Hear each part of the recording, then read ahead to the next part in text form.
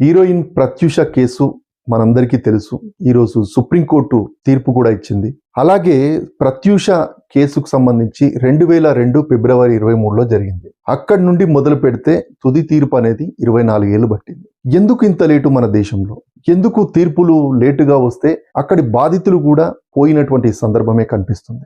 న్యాయం కోసం ఎదురు చూసి ఆ కన్నీళ్లు ఆరిపోయిన సందర్భాలు కోకొల్లలుగా ఉన్నాయి. అసలు ప్రత్యూష కేసులో ఎందుకు లేట్ అయింది? మన న్యాయ వ్యవస్థలో ఎక్కడైనా లోపం ఉందా? మరి ఏం జరుగుతుంది? మన రాజకీయ నాయకులు ఏం చేస్తున్నారు? ఇలాంటి కేసులు మన దేశంలో కోట్ల కేసులు ఉన్నాయి. ఎందుకు ఇలా పెండింగ్ లో ఉంటున్నాయి? అసలు ఏం సమస్యలు వచ్చాయి అనేది పూర్తిగా తెలుసుకునే ప్రయత్నం అయితే చేద్దాం.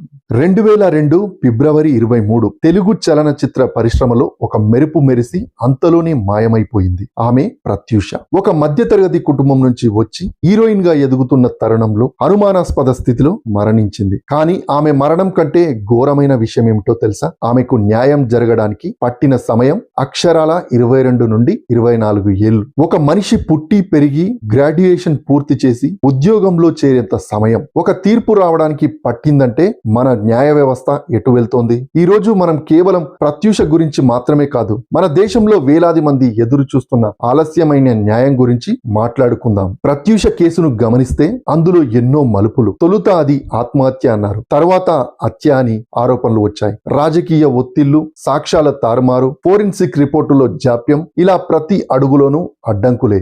మరి ఎవరిది తప్పు? సాక్షులు మాట మార్చడం ఒక ఎత్తైతే విచారణ అధికారుల నిర్లక్ష్యం మరో ఎత్తు. డబ్బు అధికారం ఉన్నవారు చట్టంలోని లొసుగులను వాడుకొని వాయిదాల మీద వాయిదాలు కోరడం వల్ల ఒక సామాన్య కుటుంబం కోర్టుల చుట్టూ తిరిగి అలసిపోయింది. ప్రత్యూష తల్లి కళ్ళల్లో నీరు ఆరిపోయింది. కానీ కోర్టు ఫైళ్లు మాత్రం కదల్లేదు. భారతదేశంలో దాదాపు 5 కోట్లకు పైగా కేసులు పెండింగ్ లో ఉన్నాయి. ఎందుకు? 4 కారణాలున్నాయి. ఒకటి, న్యాయమూర్తుల కొరత. జనాభా నిష్పత్తికి తగ్గట్టుగా జడ్జిలు లేరు. అభివృద్ధి చెందిన దేశాల్లో ప్రతి 10 లక్షల మందికి 50 మంది జడ్జిలు ఉంటే మన దగ్గర కేవలం 20 మందే ఉన్నారు. రెండవది, వాయిదాల సంస్కృతి. తారీఖ్ పే తారీఖ్. ఇది కేవలం సినిమా డైలాగ్ కాదు, మన కోర్టుల చేదు నిజం. చిన్న కారణాలతో విచారణను నెలల తరబడి వాయిదా వేయడం నిందితులకు వరంగా మారుతుంది. 3, సాంకేతికత లేకపోవడం. ఇప్పటికీ మన దగ్గర పేపర్ వర్క్ ఎక్కువ. సాక్ష్యాలను భద్రపరచడంలో, విశ్లేషించడంలో ఏళ్ల తరబడి సమయం వృధా అవుతుంది. 4, అపీళ్ల పర్వం. ఒక కోర్టు తీర్పు ఇస్తే హైకోర్టుకు వెళ్లడం, అక్కడ మళ్లీ